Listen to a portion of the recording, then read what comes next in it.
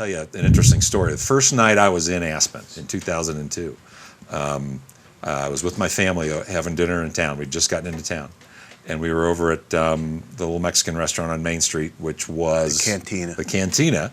And Steve Barwick walks up to me. He happened to be in there, city manager at the time, and he goes, "Great to have you here. It's a lot of really exciting, fun stuff." And he was kind of talking like one public finance guy to another. Really interesting projects coming up. There's going to be this great, interesting project over on Aspen Street. They're going to do this new lodge.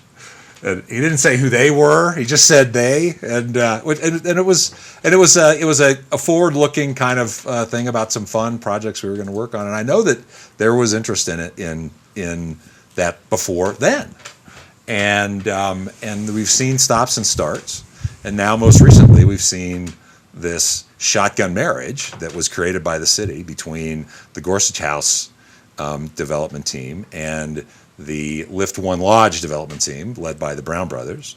And so they seem to have come together and coalesced around a public-private partnership and a nonprofit partnership, too, with the Aspen Historical Society to build a museum there on Dean Street and all that. And then, so they put it all together, they pieced it all together, they put it in front of the voters. The voters approved it. I think we were talking about it as an Aspen landslide, 26 votes. 26. And then it passes. It looks like we're ready to roll forward.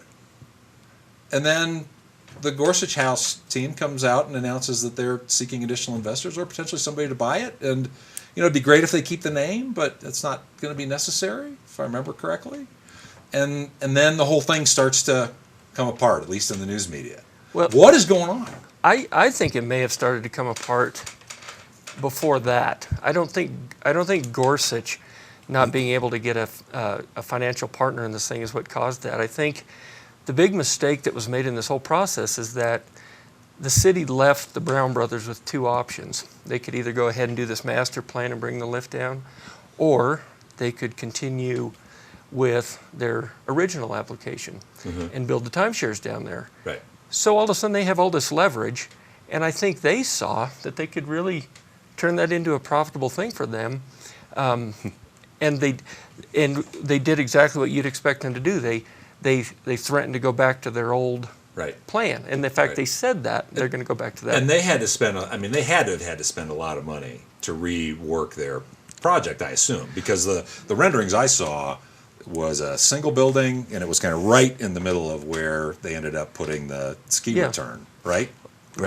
So well, they spent a lot of money on it, but they have the most to gain probably for moving the lift down. Sure. I think their property is worth a lot more, substantially more than it would be if the lift was up where the original Gorsuch House was going to keep it. But at any rate, so I think the Brown brothers saw an opportunity there, and they reverted back to their old plan, and suddenly that makes the Gorsuch House property a lot less valuable. So anybody Gorsuch had in their back pocket to come in to potentially be a money partner in this thing, says, wait a second, the Brown brothers are dropping out. We don't know if the lift is coming down. We don't know if it's going up. There's so much uncertainty. And I think that's when Gorsuch's financial people pulled out of it, or at least backed off, because they didn't really have anything to build there. But they had to have known that prior to the election. I don't know. It couldn't have fallen apart since November. I agree with that. I think Gorsuch definitely needed the financial partners in this thing. No doubt. There's no doubt about that. But I think what the Brown brothers did scared those people away.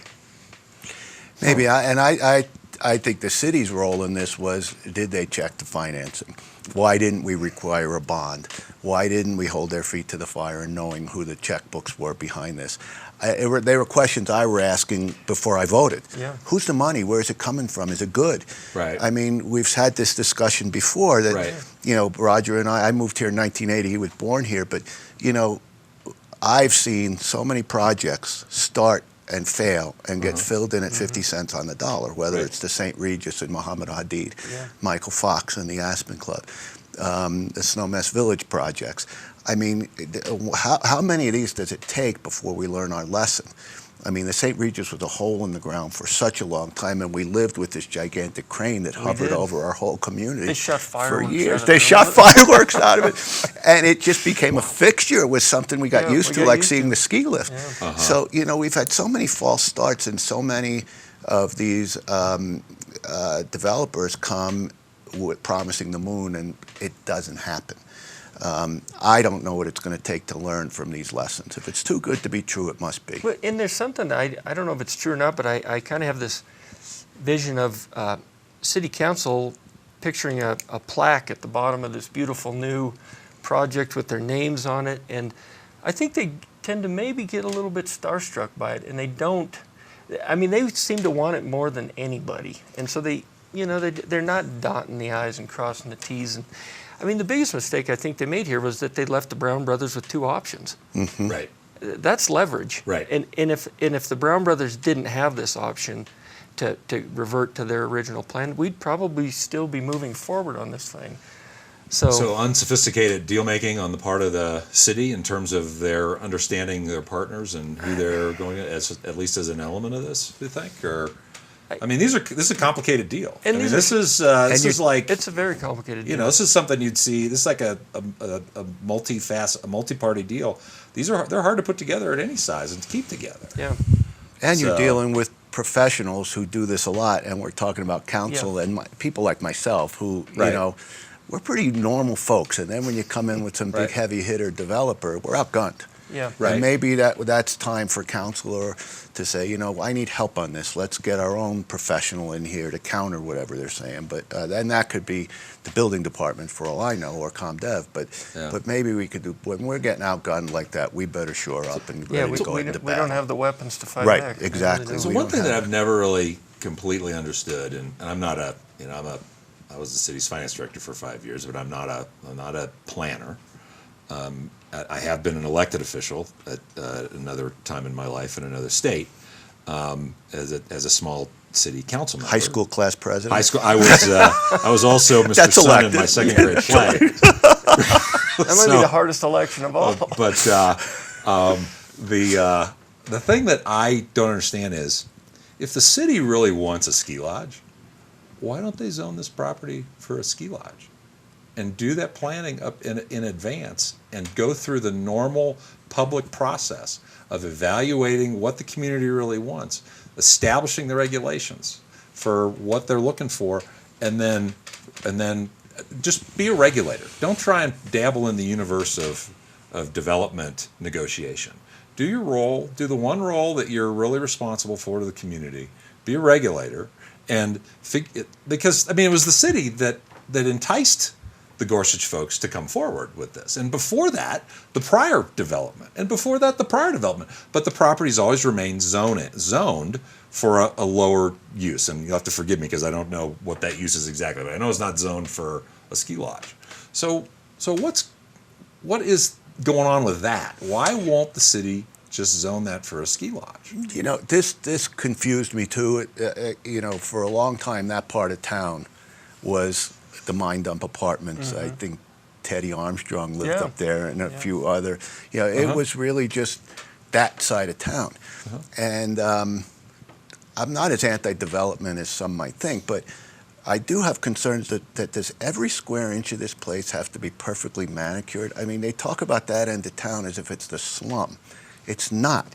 It's a historic end of town that has its own identity, and does it have to have perfectly manicured lawns and trimmed bushes and beautiful flowers and these mega mansions, or why not have some place that's just not developed anymore? So that's A. B is the fact that some of that 1A is some of the most difficult terrains on that mountain. And I really don't see a lot of visitors coming here snow plowing to the front door of either one of those places.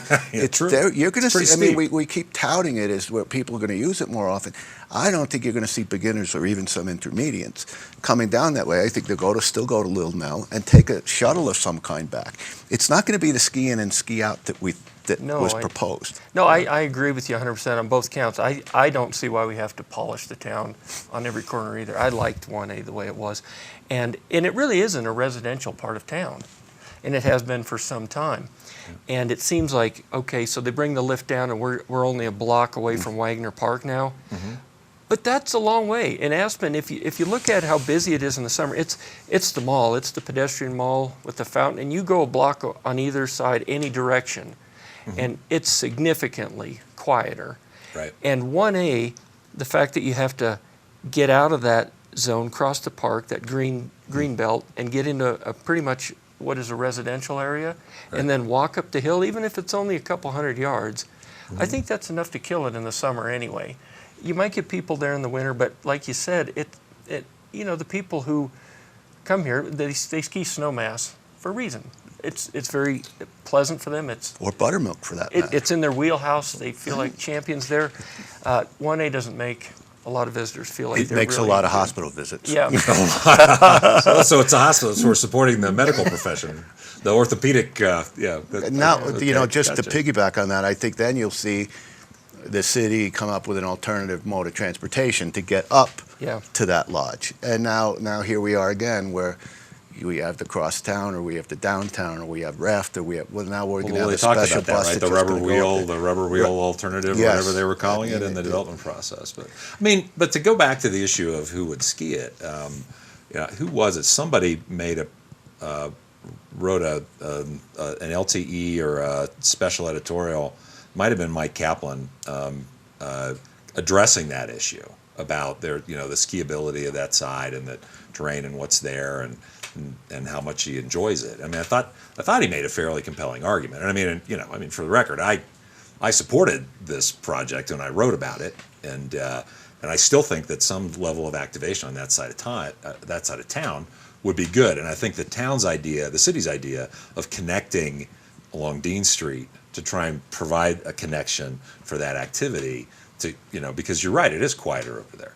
So to your point, it fundamentally would change that side of town. It fundamentally would. But it seemed like we had it, but then we didn't have it. So I don't think we ever had it. You don't think we ever had it? I don't think it was ever there. I'm not sure either. And just going backwards a little bit, you look at Snowmass Village, they get tens of thousands of skiers there every day. Right. During the high season. Yep. But nobody likes to stick around there. And it's just because it's not very pedestrian friendly. It's layered, and tourists really, I don't think they consciously think, oh, what a pain in the neck to walk up a couple flights of stairs to get to the next street or walk up a hill. But it is an impediment to their enjoyment of that. And Aspen has a lot of reasons why they come here. But people don't stick around Snowmass. And I think the 1A area of Aspen is a lot like Snowmass, where that hill is a larger impediment to visitors than most people think. We sort of take it for granted, but we're acclimated, we're in good shape. We can walk in ski boots fairly easily, but a lot of our visitors can't. Okay. So I see if people wanted to stay there, you can make a nice hotel, but I think you'd be shuttling them down in the morning to catch the bus to Snowmass to ski. They just get tired and they're ready to go somewhere else? Yeah. Or find a way to loop it through there. I think a good example of that is that the Crosstown Shuttle, it starts at the parking garage and goes to the base of Lil Nell. Right. It's been a long time running gag that you're skiing all day, but you can't walk your skis from, 4 blocks.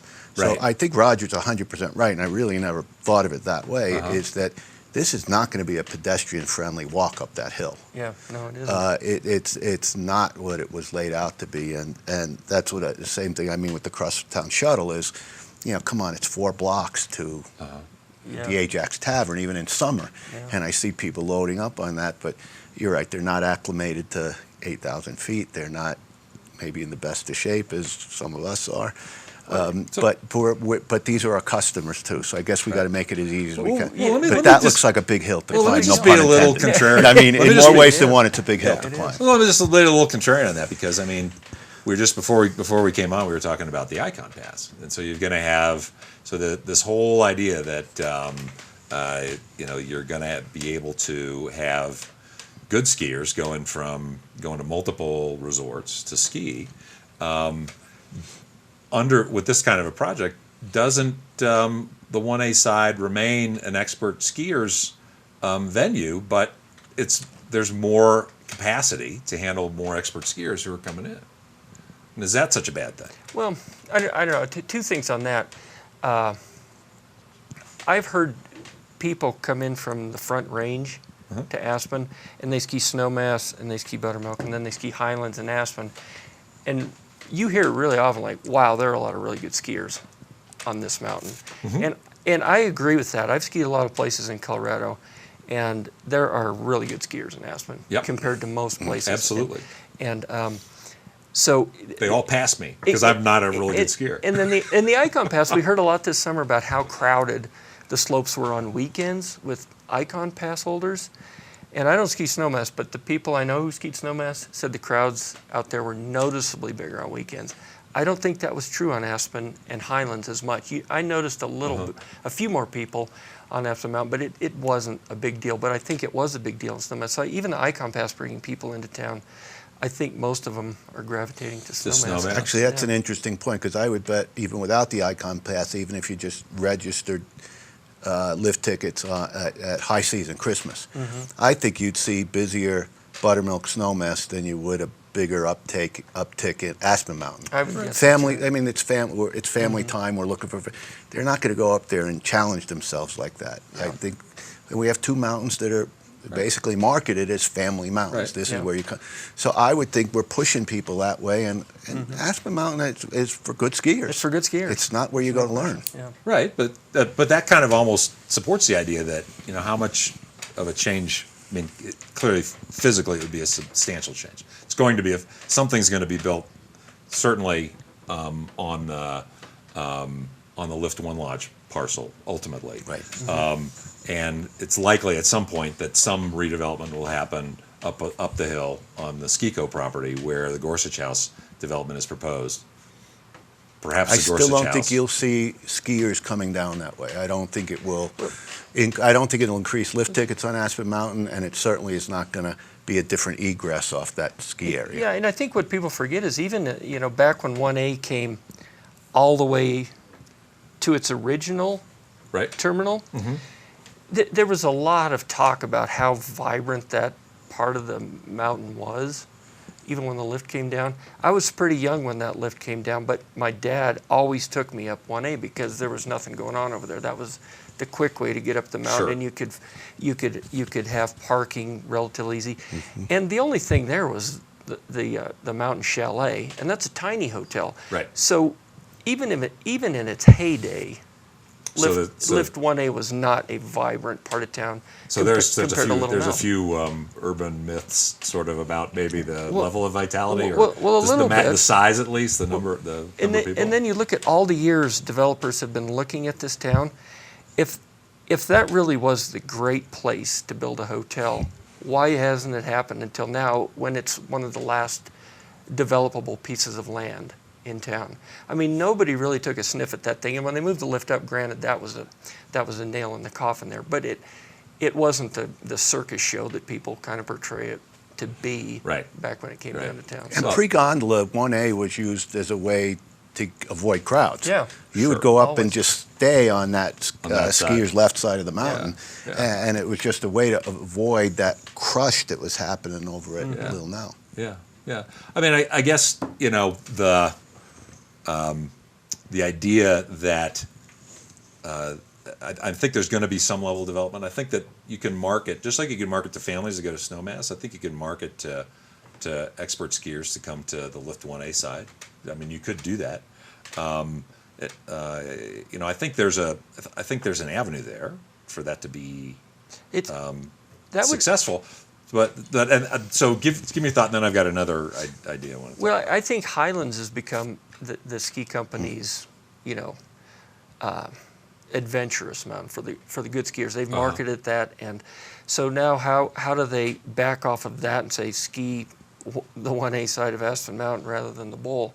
I think Aspen Mountain has just always sort of attracted good skiers without even really marketing it like that. And part of it is you come to town and you look up and it rises straight from the park, and it's intimidating to anybody but expert skiers. And it's probably intimidating to some expert skiers who come here for the first time.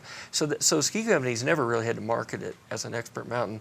Expert skiers just show up there. You don't think there'd be any advantage to those kind of folks who are from out of town who are really good skiers to have a lodge there on that side? Well, I think those people are coming. The Because there's no place for them to stay over at Highlands, right? Yeah, no, there isn't really. Yeah, I mean a VRBO maybe Yeah. or something, or I mean, I think it's a pretty small market. right. To I would, yeah, I can see that. to make it like you'd have to have it like a bunkhouse for like the real experts to That'd be fun. Kind of a throwback. go hang up their crampons and ropes. And I'd be curious, excuse me, how many skiers come here, percentage are in the expert category? Yeah. Probably not many, Not many. Yeah, could be. Well, Snowmass is the bread and butter by far for ski companies, so no doubt. Right. that's what people want to do. So the other thing that just really fascinates me about this side of the mountain is that it really makes you wonder, you know, is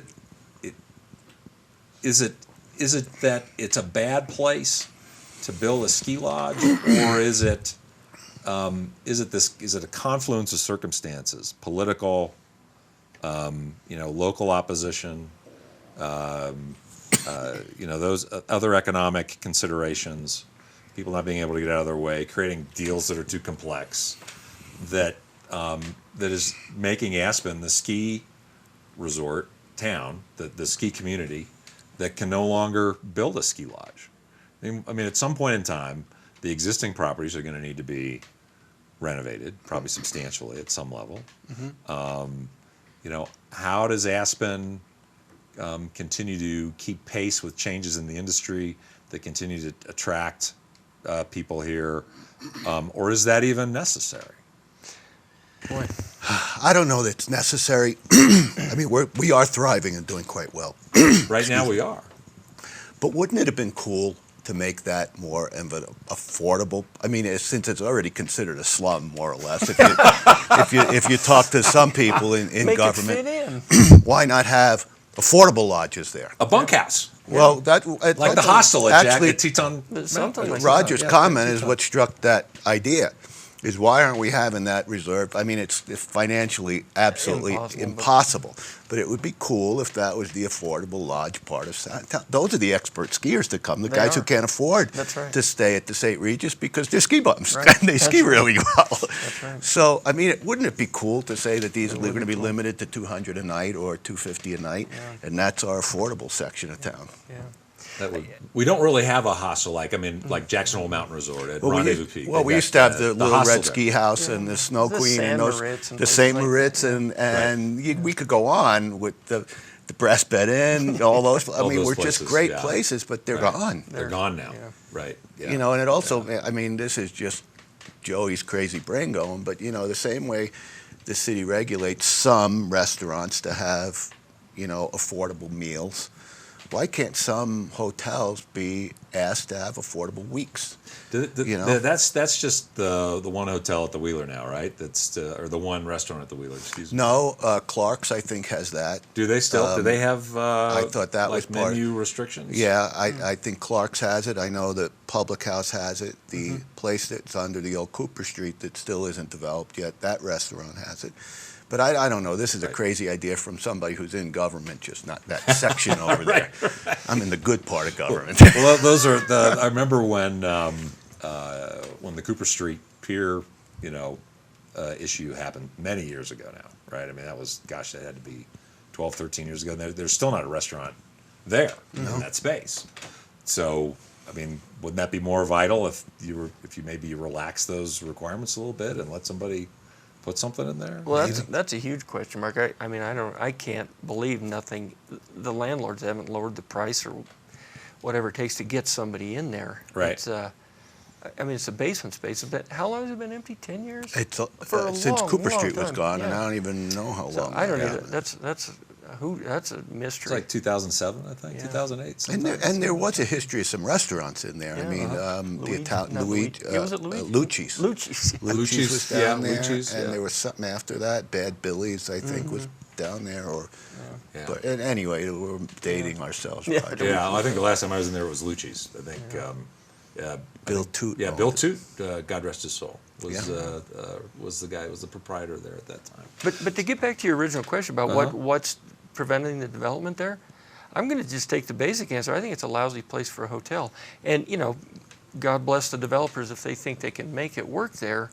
But if it really was a good place for a hotel, couldn't Gorsuch easily find someone to, come in, a big hotel, Ritz-Carlton, somebody to come in there, Sheraton, whoever, to build there, to become the money people in that deal? But in a straight deal, I would say yes, but I mean, this deal's got all kinds of it does trappings around it, right? And the Brown brothers have muddied the waters. But I mean, even before Gorsuch House, wouldn't you think somebody, if that was a great place for a hotel, would have figured out a way to build a hotel there before now? But maybe it's much like what we may see with the Aspen Club. It's let somebody go in and do the dirty work, get the approvals, break the ground, not physically break the ground, but break the ground with the community, get it passed to an election, and then you come in at 50 cents on the dollar that's or whatever. That's what happened with St. Regis, right? That's exactly what happened with the St. Regis. So, and it may happen with the Aspen Club. It happened with Related.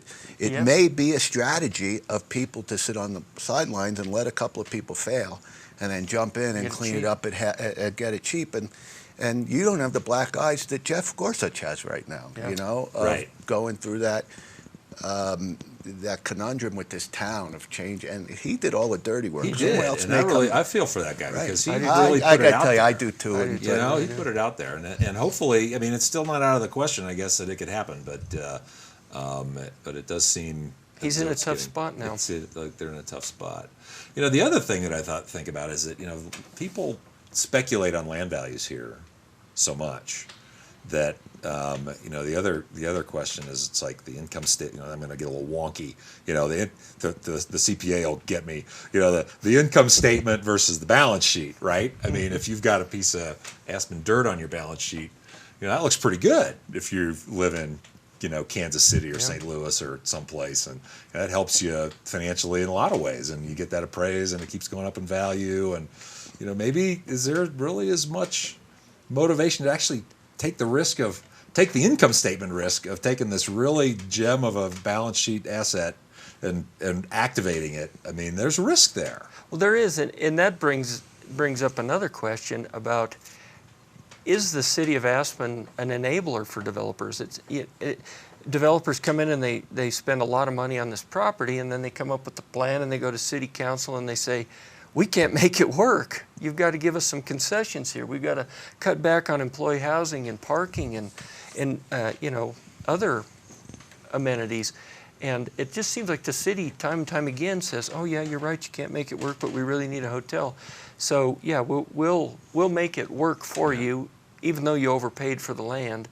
I mean, isn't it time to stop that and just It could almost be a strategy. Some of these guys could say, come in and, once the ball's rolling, the city's not going to be the Grinch that stole Christmas and stop that project. Yeah. So I don't know if that's a strategy a year before they even put a shovel in the ground to say, let's get going. We can't make it. Let's ask for some concessions. They'll come our way. It does happen a lot. Right. It does happen. Yeah, it seems to. And I think we'll see that. I do believe that we'll get the 1-8 project built, something pretty close to what the voters passed, but it will be painful for the city. Whether it's the Brown brothers or somebody they ultimately sell to that takes over the whole project, they'll come back to the city and they're going to ask for concessions. And since everybody really wants it, I think we're going to cave in and give them all the more concessions. Because the city's already agreed to a bunch of stuff. $4 million plus. It's going to cost them more than that, though. I think. I just think that's the way this is going. Brown brothers, I think, are going to buy out Gorsuch cheap. They're going to control the whole project, and then they'll come back to the city and say, or they'll sell it to somebody who will come back to the city and say, okay, we know you really want this thing. Let's play ball now. So is this long years of experience within this town? Well, maybe it's a gut feeling. So gut feelings come from somewhere. Do you think the ski company will come in and save the day? And if it's 50 cents on the dollar, right? Yeah. Could they be one of those guys in the back seat waiting? Yeah, I'm waiting for them to come in and I say, think that's definite maybe like at Base Village. Right. Yeah. Exactly. Yeah. I think that's. Yeah, these people are a lot smarter than I am. I mean, who knows what's going on? Right. Who knows what's really going on? Yeah. It's a really interesting question to me because it just seems like, everybody. It's a supply and demand thing, right? And people covet dirt in places like Aspen, and it's become, and people like to have a lot of investors like to have developable property in their portfolio, in places. You know, and I wouldn't know anything about it personally, but I listen to CNBC in the morning and I hear the ads for, you know, buy into this or buy into that. So so anyway, I think that's an interesting one. You know, has at a more existential level, you know, has Aspen become the ski town where you can literally no longer afford to build a ski lodge? It's a good Probably. question. I think I it's mean, look what we're going, the old Buckhorn site, you know, that was affordable lodge. We still haven't seen it. We lost a lot of lodges. We named them all a few minutes ago. We're not gaining any. Right. You know, so what are we replacing these with? Maybe it's a VRBO community. I think there's a lot of that. I don't know. And you know, I think the city would do well if they regulated those VRBOs. I know in places like Palm Springs, you need to have an annual license that's $1,000 a year. There's strict regulations on it. They know when you're renting and when you're not renting, and they want a piece of the pie. Right. And I don't know, should we get into that business? Should the city get into that business, might or should have we to. Get affordable lodges? Yeah. They may have. Well, you know, maybe there's we're a- leaving a lot of tax dollars on the I table think, with I think VRBO. we are. There's a legitimate regulatory purpose for government to get involved in that, right? Because if you have people who are visiting, who are renting single-family homes in neighborhoods that were designed and intended for families to live in permanently and full-time, you're fundamentally changing the use of property in those neighborhoods. And in my view, to your point, I think there's a legitimate role for governments to play in managing that in the interests of the community. I mean, I've seen it where I live. I live in River Valley Ranch in Carbondale, and you see a lot more of that activity, and the board there is having to address those issues more and more frequently. And I live in the West End, and across the alley from me is a very, very nice VRBO home. And 3 times a month there's somebody in it, and it's usually for 3 or 4 days. And there's no regulation. I mean, as far as how, there could be 25 people in that house. Now, you know, I know other communities had the limit of how many people you could have and rent the home. No outdoor amplified music. You have to have a city license, and it's regulated. Right. But that's off topic. Maybe we should get affordable lodges again. Yeah, I used to be able to, the Molly Gibson used to be very affordable. It probably still is by today's standard, but we need more places like that. Well, that's Mark Hunt's idea, right?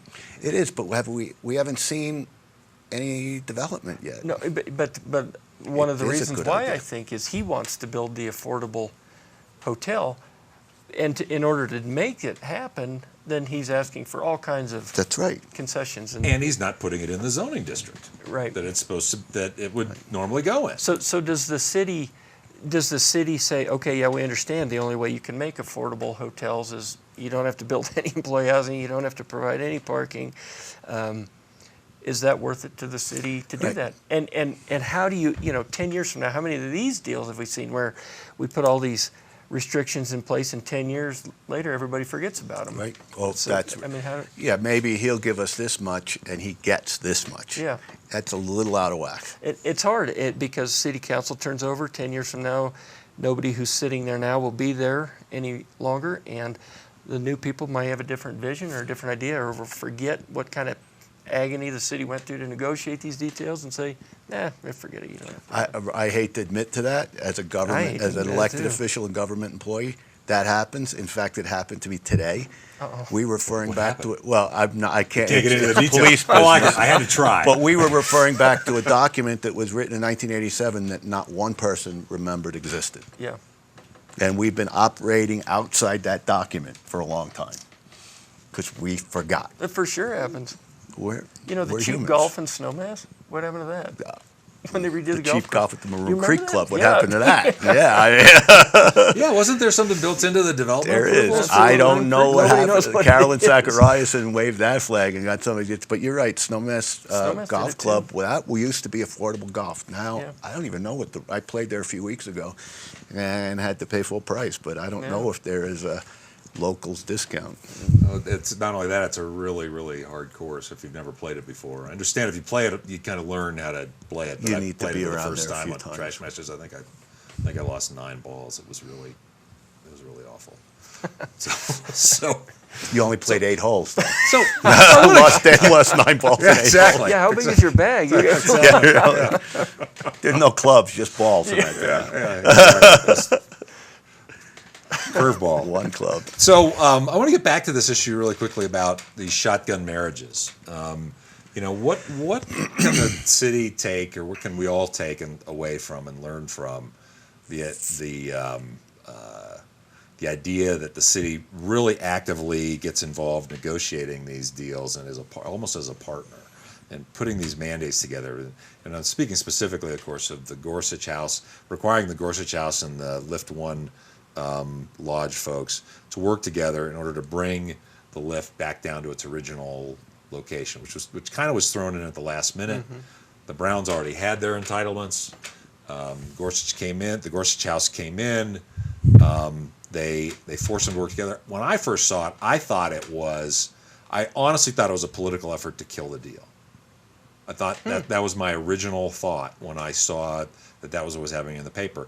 Then it became clear that I was wrong about that it was a serious effort to try and really create benefit for the community out of this project by bringing the lift down, activating Dean Street, creating the museum, building the museum there, providing better access, all that stuff. It was, I became convinced that whether you agree with the project or not, I think it was the city genuinely intended for that to add public benefit. I agree with that. I don't disagree with that. I think, and but it seems like, how much did that contribute to the weight of what appears to be the demise or the collapse of this very, fragile, multifaceted, multilateral agreement that kind of became the Gorsuch House Lift 1 corridor?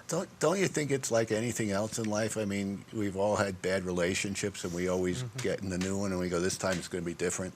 This is going to work. I'm going to be happier than I've ever been in my life. And 2 weeks later, you've moved on. I think we all want something great and beautiful, and we're optimistic. But these are complex deals that cost millions or hundreds of millions of dollars that are impossible to stick to, but we're optimistic. Right. I'm a pessimist by nature. Maybe that's why we joined sides. But really, we're happy pessimists. But maybe we want something badly, and whether I'm on council or a voter, I want to be optimistic about what these are. But I think now there's enough track record to go. The Ritz should have really set the tone for the next 50 years in this town. We'll never forget, right? We'll never forget. Until we do.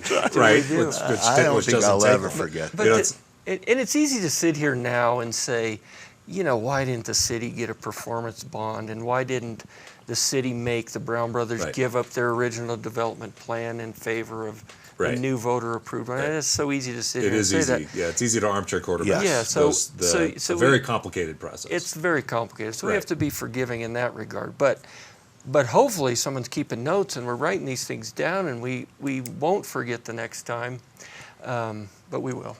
Not us, not you and me, and not. Well, so in terms of what actually ends up happening there, you guys are on the glass half full, half empty. It sounds like you're both kind of on the half empty side of that. I think it's a milkshake. I'm just waiting for the foam to go and the chocolate ice cream to go all over the kitchen. Something's going to happen there. You think there's a pony underneath all that pile of cow manure or whatever? Whatever that joke is? I don't remember that joke. So keep digging because there's a pony under there. Oh, okay. That one. Keep digging. There's a pony under there.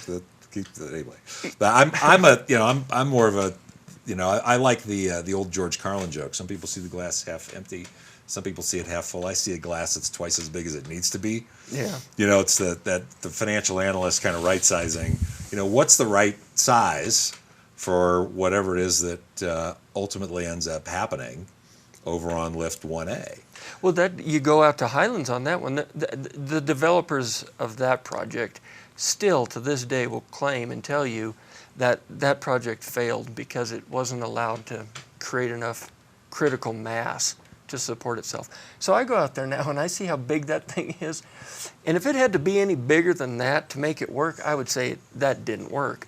So if it's huge and it doesn't work, and it's the size it is and it doesn't work, I just say that was a bad project all the way around. That probably should have never happened. But I think it's the snowmass factor that you brought up earlier. I mean, frankly, you come to Aspen to be in Aspen, not to be at the top of Maroon Creek Road and have to shuttle back and forth. Say, snowmass has a lot of cool things going on, but people want to be here. They do. At nighttime. This is where it's happening at night, right? Right. That's true. That's so true. a lodge out at Highlands, I don't know how successful it would really be. I don't either. Well, is it the physical structure, or is it the operational plan? I mean, give you another example from not in Aspen. I mean, again, I live at River Valley Ranch in Carbondale, and the restaurant at the golf course there has never been successful. And it's nice too. It's overlooking the river. It is cool. the single best outdoor restaurant venue in the entire valley. I agree. Looks right up the Crystal. the Crystal. Yeah, the Crystal. Looks right up the Crystal to Mount Sopris.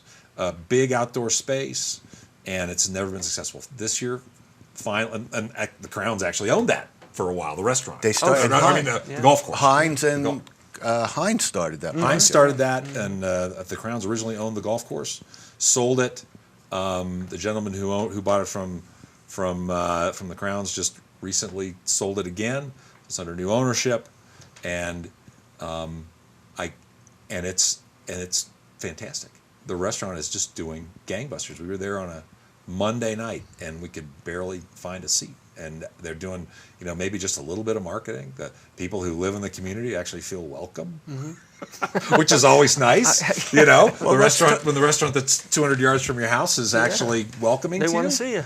Yeah. Well, let's turn the tables on that. Would you prefer that the town of Carbondale bought that? I mean, it was up for that golf course and restaurant was up for grabs. I don't think the town wanted it, but should they have bought it? No, I don't think so. And rescued it? No, I mean, and clearly, I think in that particular case, my observation is, and it's a work in progress, and those folks have a lot of work ahead of them, but I think they're doing good things. But there's the X factor in that case, I think, is, it takes work to operate a hospitality operation. It's not easy, and you need to know what you're doing, and you need to apply yourself, and there needs to be an element of relentlessness to your business plan and a willingness to adapt. And a willingness to do what's necessary, and I think it's finally, in that example, is finally happening.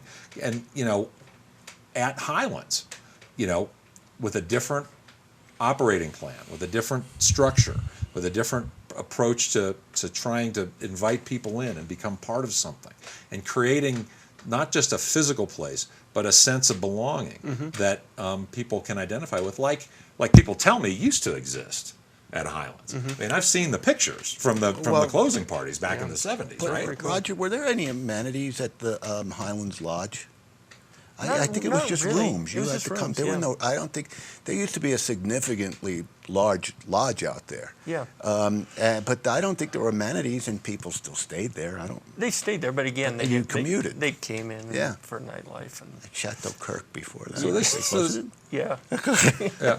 So is there too much emphasis on the transactional element and not enough emphasis on the human element of these developments?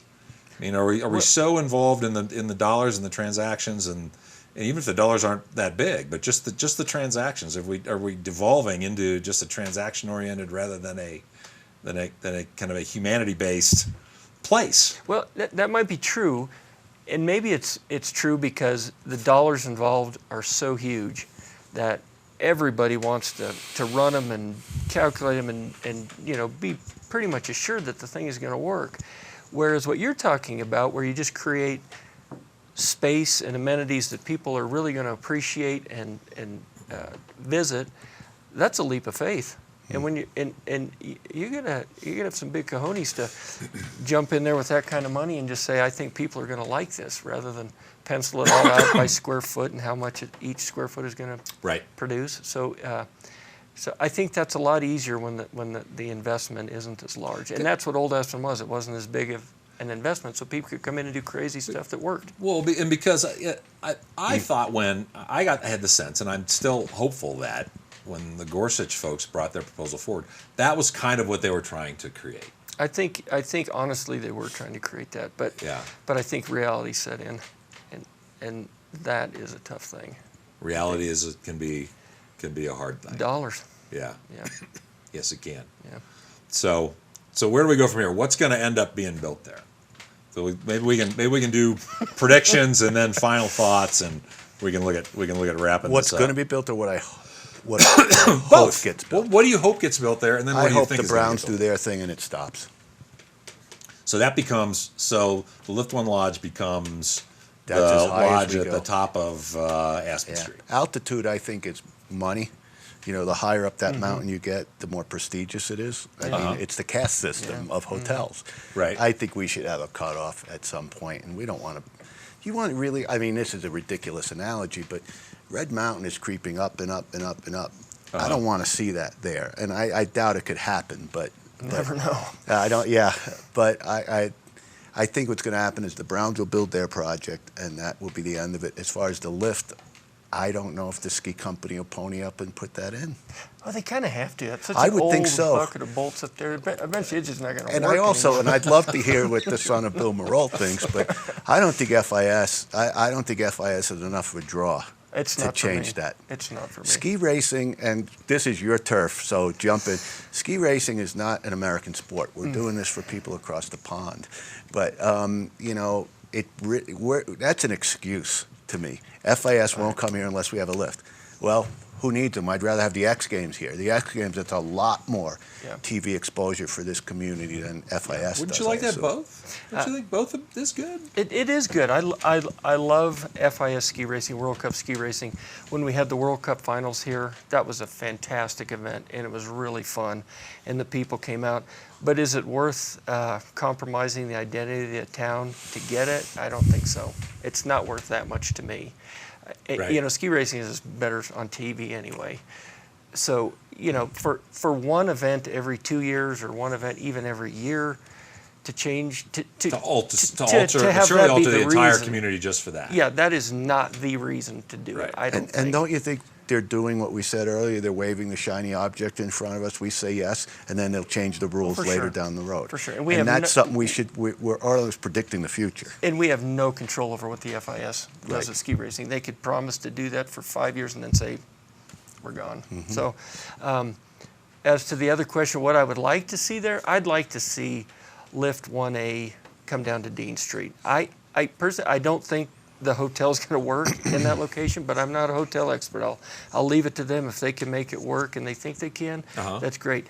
But I also want to see that project support itself with employee housing, because I think that's a critical issue in this town. And any project that comes in, no matter how big, how shiny, with whatever promises it comes with, if it doesn't house all the new employees it's going to put to work, it's not good for the community, in my view. We just have to be able to do that and not waver on that. So I would like to see that project eventually happen. What I think will happen is kind of what I said before. I think it will eventually happen.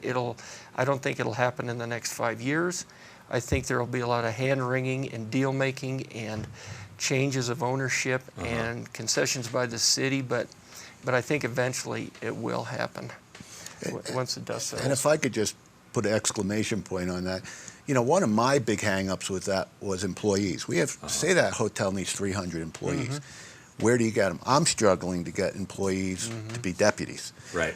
Where do we get them from? So now we're down valley. Okay, now we got more cars, more people going across the bridge, all the things we're trying to prevent. More water, stress on our infrastructure, water, sewer, electricity, all the things we're trying to mitigate somehow. So now we bring in 300 more employees a day. I think that's significant for a town this size. I do too. And we're not, with noticeable. no plan to house them. We're winging it. We'll get them. So, Yeah, we'll get you know, them. I think now the lure of Aspen, in my case, and my wife owns a business in town as well, is wearing off. People are starting to realize they can exist down in Glenwood, Carbondale, Basalt, without coming up here. And I think that is something we should be concerned about. Well, I think you're right, because they are creating their critical mass down That's there. right. There are jobs that are are. down there next to their homes, and why would you put up with this? Right. Yeah, so I think that is what you will see the trend being, and that's dangerous for this community. That's really interesting, and housing is another obviously big subject, and I completely agree with you. Joe, on the issue of planning for the future. I mean, one of the things, when I moved here from Washington State, and Washington State has a very complete, comprehensive growth management structure for local government. Washington is not this is what they call a home rule state. Local governments kind of control their own thing. I'm going to get wonky again for just a second. And Washington is a Dillon rule state. The state basically imposes statutory as well as constitutional guidance that you have to follow. And for growth management, the state kind of came in and said, you're going to do all this, and you have to not only demonstrate, if you're going to propose growth in your community, you have to demonstrate not only that you can build it, but that you can generate the tax revenue to support it, and that your community is in balance as a result of it. And in a community, the community where I worked, I was the finance director and later on council, town of Steilacoom, Washington, town of 6,000 people. We had a growth management plan that was like that thick, and it was to comply with all those regulations. And it was a regulatory document, a genuinely regulatory document that provided a proof of our ability to do what we said we could do. And here we have the Aspen Area Community Plan, which is a nice aspirational document, but it is not a regulatory document. Anybody who says or thinks it is not comparing it to what's really out there, I think, in terms of local government regulation. So that's the end of my wonkiness. But housing is really a huge issue. I agree with that. I was accosted by one of the former Carbondale town trustees about supporting this project, actually, because he asked me, he says, so Paul, where are they going to house those people? They're going to come to Carbondale. And I said, yeah, they're going to come to Carbondale, but it's part of that development pattern that happens everywhere. And so at some level that's going to happen. But I think he made a good point, and I think you're making a good point, that the planning around that housing just is really not forward-looking enough and not stringent enough. I mean, when I can't get somebody to take a $60,000 or $65,000 a year job here with now you might get shot at once in a while, but that's all right. But benefits everything, and I can't, because people prefer to be cops down valley where they don't have to drive and deal with traffic. Right. And greed is a big part of this. I mean, we could have done a whole hour on greed.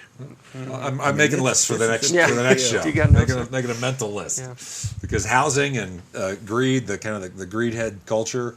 That's a big discussion. We've lost our ability to revolt, too. We used to be revolutionary here. Now we're like, whatever happens, and we get run over. Yeah. We've got to be careful of that. And don't you think the bigger we get, the more we get like that? I mean, yes. The bigger the town gets, the bigger the valley gets, the more development there is, the less this project matters, the less this one matters. And pretty soon, you're like a city and nothing matters. You're complacent. Just get away for the weekend. That's all you're thinking This about. has been very uplifting, Paul.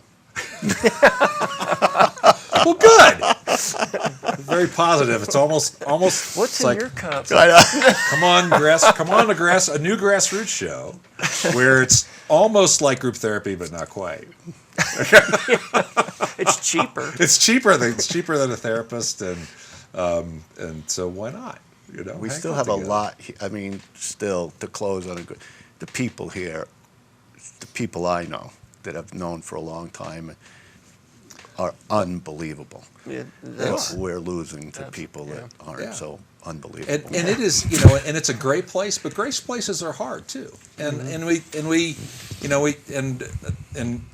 so you come on a show and you talk about issues and you talk about serious issues and you say things that can be interpreted as casting aspersions, but it's really hard. I mean, these are hard issues. So, I worked over at the city. The people over at the city work really hard, and I have a great deal of respect for those folks. And I know you guys do as well.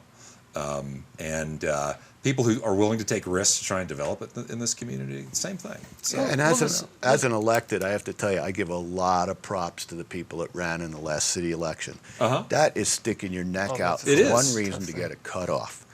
Yeah. And we don't have enough of that anymore. We don't have enough people out there. I don't know who's going to take my place someday or who wants the job. My son wants your job. He was talking about that. Have it.